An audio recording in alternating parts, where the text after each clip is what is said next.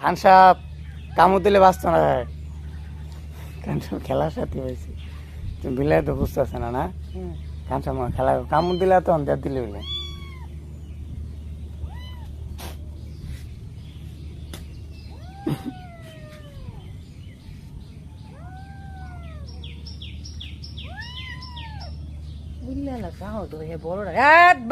খান সাহেব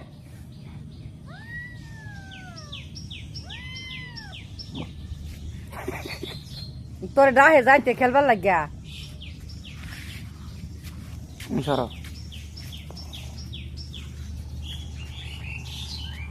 এখন যদি হেবে আঙ্গুলটা দেবে কামড় দেয় না, এই পাই হ্যাঁ খেলবার খান সাহেব।